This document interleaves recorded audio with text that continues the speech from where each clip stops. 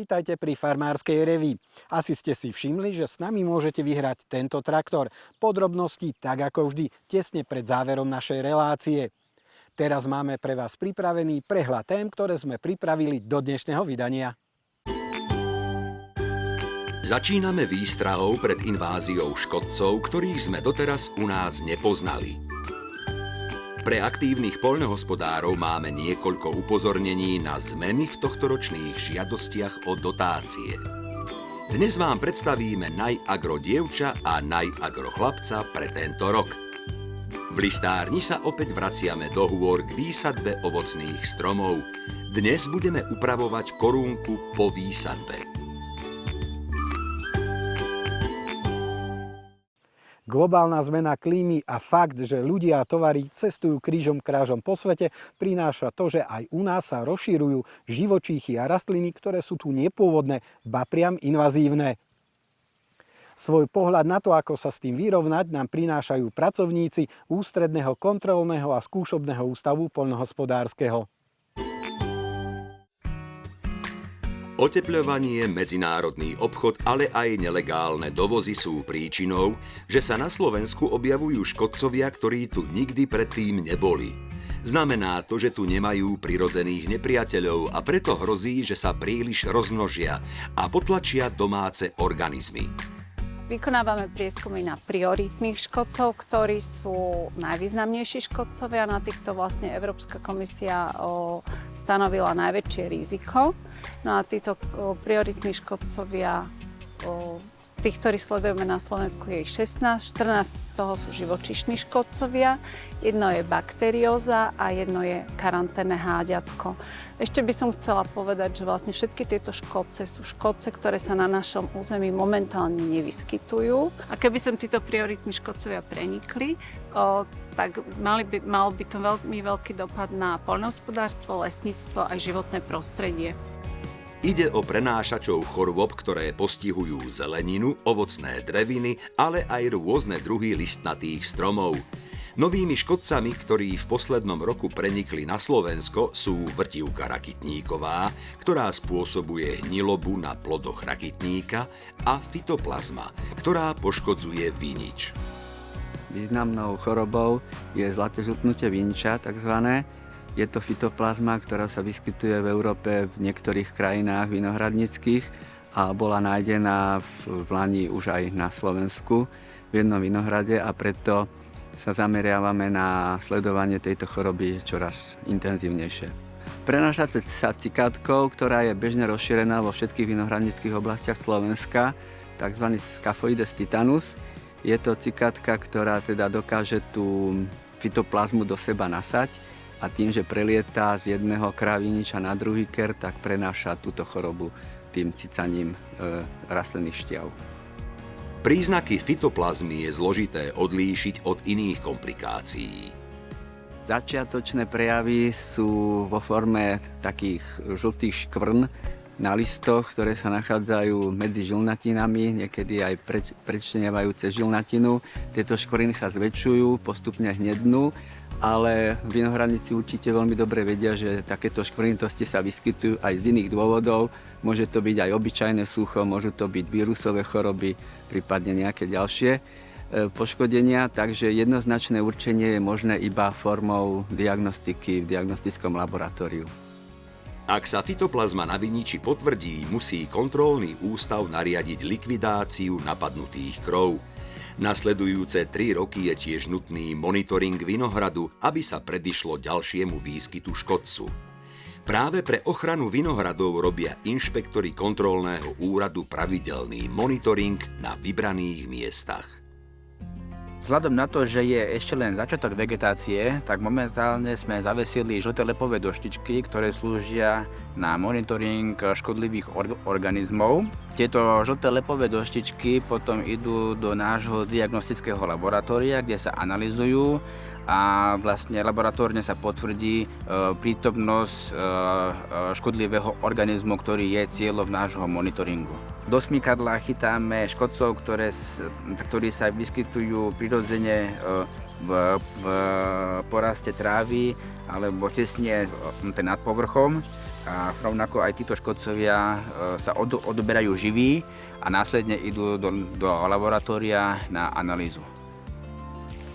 Takýto monitoring škodcov robia inšpektori aj vo verejnej zeleni, ako aj na súkromných pestovateľských plochách. Kontrolám sa nevyhnú ani obchodné centrá a prevádzky. Jednou z náplní našej práce je aj tzv. Signalizácia, čo je vlastne systém predpovedania výskytu chorôb a škodcov a zároveň to slúži teda aj na to, aby sa pestovatelia vedeli zariadiť dopredu, nakúpili si prípravky na ochranu rastlín a vedeli proti tým chorobám a škodcom aktívne a účinne bojovať. Signalizácia je zverejňovaná každý týždeň na stránkach Ústredného kontrolného a skúšobného ústavu poľnohospodárskeho. Mnohí z nás, ktorí sa vyberáme dovolenkovať do zahraničia, máme chuť priviesť si domov suvenír v podobe rastlinky či exotického ovocia. Možno ste to nevedeli, ale takéto suveníry sú zakázané. Škodcovia a choroby rastlín na prvý pohľad nemusia byť viditeľné. Môžu byť zabudované do pletív rastliny, môžu byť prenašané ako kukla alebo vajíčko. Ale keď sa dostanú na nové územie nepôvodné druhy, tak sa môžu veľmi ľahko rozšíriť, usídliť a spôsobiť obrovské škody v novom území, pretože nemajú prirodzených nepriateľov. Chcela by som upozorniť, že z dovoleniek je zakázané dovážať rastliny alebo aj odrezky rastlín, nakoľko môžu byť nositeľmi karanténnych škodlivých organizmov. Z dovolenky, ktorú trávime v nejakej tretej krajine, teda v krajine mimo Európskej únie, si môžeme doniesť ananás, kokos, durian, datlu a banán. V prípade, že nejaké rastliny budú zachytené v batožine cestujúceho, budú zlikvidované a nebude nahradená cestujúcemu žiadna škoda. Najväčšie riziko sú rastlinky, ktoré rastú vo voľnej prírode. Ale v každom prípade si radšej z dovolenky prineste pekné fotografie. Tie zostanú a neublížia.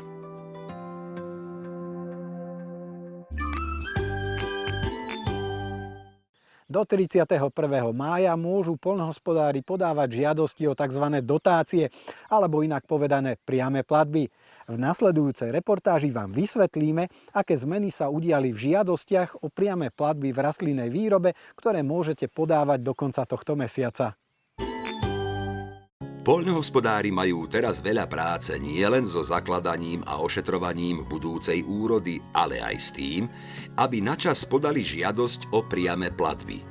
Jácint Ujlaky nielen hospodári na bezmála 150 hektároch východoslovenskej nížiny, ale je aj regionálnym poradcom jednej zo stavovských organizácií poľnohospodárov. Najväčšou zmenou oproti minulému roku bolo prijatie dobrých poľnohospodárskych a environmentálnych podmienok. Skrátka je DPEP. Je ich 9. Niektoré obsahujú podmienky hospodárenia, ktoré boli tu už aj predtým. Ale sú tu nové podmienky, ktoré musí každý poľnohospodár dodržiavať, ktorý bude žiadať o priame platby, o základnú podporu príjmu. Pozrime sa teraz na jednu z 9 podmienok. Napríklad na dodržiavanie stanovených pravidiel pri obrábaní pôdy v oblastiach ohrozených vodnou a veternou eróziou. V geopriestorovej žiadosti, ktorú žiadateľ podáva na pôdohospodársku platobnú agentúru, je zapnutá vrstva s vyznačením oblastí ohrozených veternou eróziou. Na týchto pozemkoch treba dodržiavať predpísané pravidlá. Poľnohospodári nemôžu vykonávať určité činnosti. Napríklad pri niektorých typoch eróznych faktoroch nemôžu pestovať širokoriadkové plodiny. Samozrejme aj to má svoje výnimky, ale to je všetko vecou konkretizácie v nariadení vlády. Naopak pri niektorých druhoch eróznych faktorov je potrebné vykonať určité opatrenia na ich zamedzenie, ktoré možno doteraz poľnohospodári nepoužívali. Ďalšou podmienkou pre priame platby na tento rok je, že žiadateľ musí byť aktívnym poľnohospodárom podľa definície, ktorú koncom minulého roka stanovilo nariadenie vlády. Napríklad taká SROčka, ktorá začínala ako stavebná firma a neskôr sa začala venovať aj poľnohospodárskej činnosti, musí skúmať, čo má uvedené v obchodnom registri pod predmetom hlavnej činnosti a v ďalších činnostiach. Nakoľko pri niektorých subjektoch sa môže stať, že nebudú spĺňať podmienku aktívneho poľnohospodára. Najväčšou zmenou v podporách je skutočnosť, že minuloročná jednotná platba na plochu sa zmenila na základnú podporu príjmu v záujme udržateľnosti. Táto podpora má nové podmienky a je v novej výške. Taktiež došlo k zmene redistributívnej platby z minulého roka, ktorá sa momentálne volá komplementárna podpora príjmu v záujme udržateľnosti. Oproti minulému roku, kedy sa poskytovala na prvých 28 hektárov, sa v tomto roku už poskytuje maximálne do 150 hektárov. V platbách na plochu sú tak zvýhodnení žiadatelia, ktorí hospodária na menších výmerách. Na prvých 100 hektárov dostanú bezmála o 80% vyššiu platbu na hektár, na ďalších 50 hektárov zvýšenie predstavuje približne 40%. Výrazne vyššiu podporu majú žiadatelia so živočíšnou výrobou. Z tejto tabuľky vidíme, že platby v rámci ANC sú nižšie pre tých, ktorí nemajú živočíšne zameranie a ktorí hospodária na veľkých plochách. Tu máme H1 živočíšna 226, rastlinné zameranie 61 eur. Celkom veľký rozdiel, skoro 4-krát toľko dostane ten, kto túto podmienku splní. Novinkou v tomto roku je celofarmová ekoschéma. Ak žiadateľ splní podmienky, ktorých cieľom je zlepšenie štruktúry pôdy a biodiverzity, dostane ročne na každý hektár obhospodarovanej pôdy 59 eur. Podmienky sú rozličné pri rozličných veľkostiach farmy. Avšak základné podmienky sú rovnaké. A to je, pri všetkých troch typoch sa vyžaduje, aby na 25 ornej pôdy poľnohospodár aplikoval postupy, ktoré zlepšujú štruktúru tejto ornej pôdy. Taktiež sa vyžaduje pri kosení trvalých trávnych porastov, aby sa určitá časť týchto TTP kosila v neskoršom termíne. Kto hospodári na výmere väčšej ako 10 hektárov, musí splniť aj ďalšie požiadavky. Musí dodržať stanovené percento neproduktívnych plôch a pri väčšej výmere farmy časť z nich aj osiať zmesou pre opeľovače. V Oboríne sa pre podmáčané plochy táto podmienka nedá splniť v stanovenom limite. Tieto zmesy je potrebné zasiať do 30. apríla.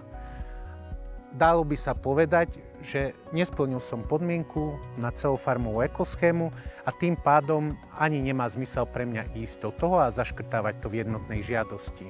Podľa našich informácií tento rok sa bude akceptovať tá možnosť, že dám oznámenie o prípadoch vyššej moci a túto plochu osejem neskôr. Maximálna výmera parcely ornej pôdy pre splnenie požiadaviek na celofarmovú ekoschému je 50 hektárov a v chránenom území iba 20. Väčšie parcely sa musia rozdeliť minimálne 12 metrov širokými biopásmi s ďatelino-trávnou, trávnato-bylinnou alebo bylinnou miešankou. V tomto roku ešte platí výnimka, že do 2/3 výmery môže tvoriť biopás aj úhor s porastom. Odporúčame poľnohospodárom, aby zakladali biopásy o niečo širšie, ako je tých minimálnych 12 metrov. Práve z toho dôvodu, lebo pri diaľkovom snímkovaní zeme sa môže stať, že v dôsledku chyby merania alebo rozlíšenia toho nástroja, ktorým sa to bude robiť, môže sa to javiť tak, ako keby ten pás nemal tých 12 metrov. V rámci priamych platieb zostáva aj v novom období kategória platieb viazaných na produkciu, ktoré podporujú pestovanie niektorých plodín. O zmenách v priamych platbách pre mladých poľnohospodárov a o podpore pre živočíšnu výrobu budeme hovoriť vo Farmárskej reví o týždeň. Všetky potrebné informácie, nariadenia vlády i metodiky nájdete na stránke Ministerstva a Pôdohospodárskej platobnej agentúry. Farmárska reví už 10 rokov spolupracuje s vydavateľstvom Slovenský chov na organizácii súťaže Najagro dievča a Najagro chlapec. V tejto súťaži sa snažíme mladých ľudí pritiahnuť do agrosektora a zároveň ich predstaviť odbornej aj laickej verejnosti.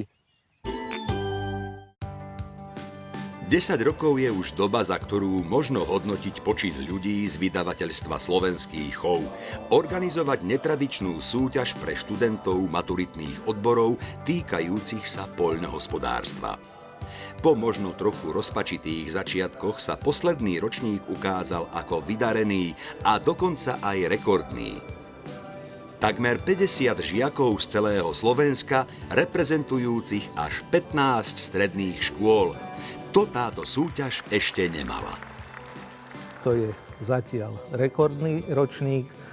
Už pokrývame celé Slovensko, keby sme to zobrali zemepisne, tak Košice sú ten východný cíp, severný Kežmarok, Mikuláš, Žilina, stred Bystrica, Pruské kvázi a potom cez Nitru, Trnavu ideme až k Ivanke pri Dunaji a podľa toho, čo sme počúvali mladých ľudí, tak môžeme sa cítiť dobre a byť trochu optimistami, aj keď teda hovorí sa, že mladí ľudia do poľnohospodárstva sa nehrnú, ale ak títo takmer 50 ľudia to, čo deklarovali, že čo chcú v budúcnosti robiť, sa naplní, tak bolo by to také zdravé základné jadro pre nejaké ďalšie pokračovanie nášho poľnohospodárstva.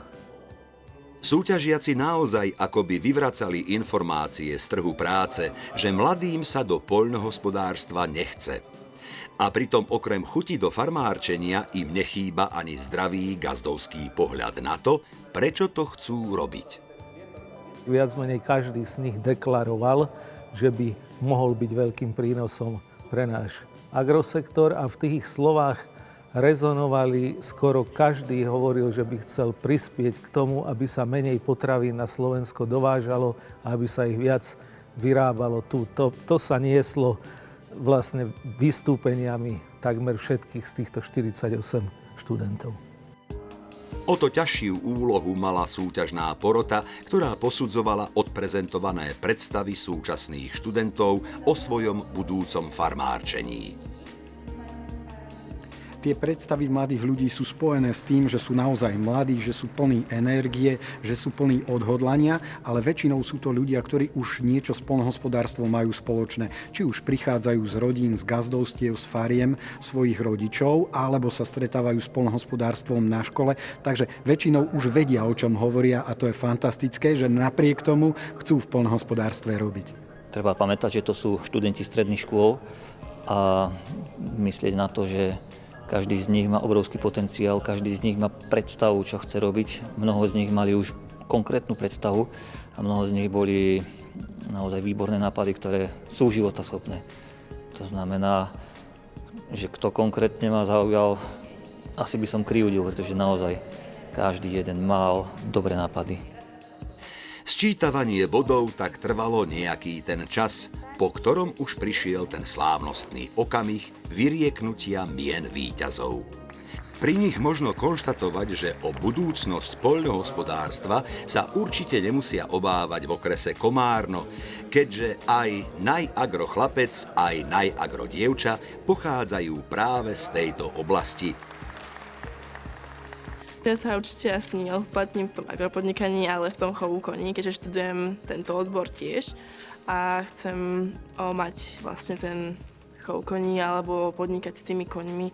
Chcela by som tie športové kone, chcela by som pracovať s parkourovými alebo v budúcnosti možno aj s tými drezúrnymi. Chcem vyskúšať čo najviac tých disciplín a čo sa zadarí, to sať pôjde a hlavne tie športové plemená by som chcela chovať v budúcnosti, ak sa mi to podarí. Najprv by som chcel dokončiť vysokú školu a ďalej by som pokračoval vo výrobe vín, zamerával by som sa na kvalitu, čo je hlavné, a chcel by som rozšíriť Slovensko v celosvetovom obchode, aby sme boli vidieť na mape, že nie sme len malý štát, ale že máme aj skvelé víno. Môj otec ma k tomu vedie od malička, mne sa to zapáčilo, podľa mňa je to niečo úžasné, krásne. Učím sa to od vlastne sadenia vinohradu, zelenej práce, spracovanie až po tú finálnu degustáciu a hodnotenie.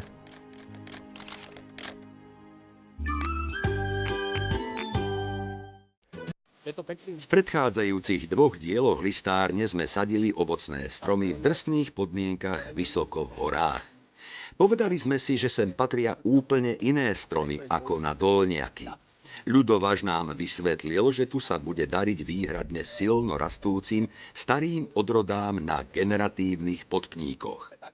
Ak sa chcete k téme vrátiť, obidva diely nájdete vo videoarchíve aj na našich sociálnych sieťach. Dnes pokračujeme a ideme upravovať korunku. Tá korunka je polokmenná, alebo možno niečo medzi štvrťkmeňou a polokmeňou. Tá výška od zeme môže byť 1,40 m založenia koruny a do takéto voľnej pasienkovej krajiny sa hodia alebo pasujú alebo zapadnú stromy, ktoré majú korunku nasadenú vo výške 1,8 metra, ale z takéhoto stromu poľahky vieme vytvoriť aj vysokokmeň. Ten postup je taký, že vyberieme nie stredný výhon, nie je to dôležité, ale vyberieme výhon, ktorý je najsilnejší. A tu sa mi ponúka práve tento bočný, dá sa povedať, že kostrový konár, ktorý by sme použili inak ako kostrový konár, ale má najväčšiu hrúbku, je najsilnejší a počítame s tým, že on sa stane tým stredníkom, tým pokračovaním kmeňa. Stanovíme si výšku, akú chceme, tak sme si povedali, že to bude naozaj vysokokmeň vo výške 1,80 m až 2 m, rozkonárený. V tomto roku nám z tohto miesta začnú vyrastať bodaj by silné výhony, keď budeme cez leto v suchom roku zalievať a budeme kumulovať kompost, hnoj, lajna, organickú hmotu. Takže tu bude to pokračovanie tej koruny a ostatné konáriky zredukujeme na 4 až 5 púčikov. Je dôležité zachovať tých púčikov dostatočne veľa, nemôžeme spraviť len kratučké čapíky, ktoré by nám obrazili, narástli z bázy a potom by sa nám veľmi ten rez a starostlivosť skomplikovala. Preto ponechávame 5 pupeňov, ktoré sú dočasnými konárikmi, dočasnými 4-5 pupeňov, dočasnými konárikmi, ktoré v podstate budú posilňovať strom. Neodstraňujeme hneď narastú časť, ale až ďalšiu jar, keď sa mi spraví v tejto časti korunka. Tým, že sme nechali ten stredník najvyšší, tak on je takým akoby rozhodujúcim orgánom, to nazvem, toho stromu. Ten produkuje hormóny auxíny, ktoré potláčajú rast alebo otvárajú tú korunu v nižších častiach a práve v tejto hornej časti, ktorá je významne vyššia oproti tým konárikom, ktoré sme odstránili, sa vytvorí prvé poschodie kostrových konárov. Ďalšiu jar, 2024, odstránime načisto ostávajúce konáriky. Ostáva nám ešte ochrániť ten stromček pred ohryzom zverov. Ja som vymyslel takýto spôsob, čo na to hovoríš? Všimol som si, že si navštívil stavebniny a že máš takýto originálny spôsob s kolaminátovou sieťkou. Podľa tvojich slov je funkčné proti zajačej zveri, pretože proti vysokej zveri bude strom ochránený tým, že je na hranici oplôtku. Podmienkou je, aby každá chránička bola transparentná, aby cez ňu prúdilo svetlo a vzduch, aby nebol ten kmienok v tme, pretože po strhnutí, po výmene chráničkov, po odstránení chráničky by dostal stromček úpal, pretože jeho pletiva, jeho pokožka by nebola prispôsobená na priame slnečné žiarenie. Takže tu je dôležité, že to svetlo sa dostáva na ten kmienok. Proti zveri ochránime stromček elektrikou, využijeme to, že je tu elektrický oplôtok pre kravy a pripojíme sa takto ku elektrickému oplôtku, ale keďže sú tu deti, tak to teraz ešte robiť nebudeme až potom, keď odídu. Potom si zapneme elektriku. No a myslím, že je hotovo. Hotovo, super. To skôr vám, vy ste boli tu trpezliví. Skôr vy si zaslúžite potlesk decka. S farmárskou reví môžete vyhrať traktor Tim Branson 5025C. Podmienkou je, aby ste správne odpovedali na otázku. Koľko rokov spoločných skúseností s výrobou traktorov prináša spojenie značiek Tim a Branson? Po A viac ako 100 rokov, po B menej ako 100 rokov. Správne odpovede nám posielajte výhradne formou SMS správy na telefónne číslo 6675. A to v tvare traktor medzera A, ak si myslíte, že správnou odpoveďou je A, teda viac ako 100 rokov. Alebo v tvare traktor medzera B, ak si myslíte, že správnou odpoveďou je B, teda menej ako 100 rokov. Cena spätnej SMS je 1,60 € vrátane DPH. Súťaž potrvá do 19. júna. Pre tých divákov, ktorí sa nevedia dočkať žrebovania o náš veľký traktor, sme pripravili súťaž aspoň o takýto pekný malý model, ktorý sa na neho podobá. Evka, čo je podmienkou zaradenia našich divákov do súťaže o model traktora? Podmienkou je odpoveď na súťažnú otázku, v ktorej krajine vyrábajú traktory Tim Branson. Tešíme sa na vaše odpovede a ešte odmena pre diváka, ktorý sa zapojil do našej relácie podnetom alebo otázkou do listárne. Dostane od nás tradičné darčeky s logom farmárskej revy a od vydavateľstva Jaga ročné predplatné 2 časopisov. Jeden sa volá Záhrada a druhý Urob si sám. O týždeň opäť. Dovidenia. Dovidenia.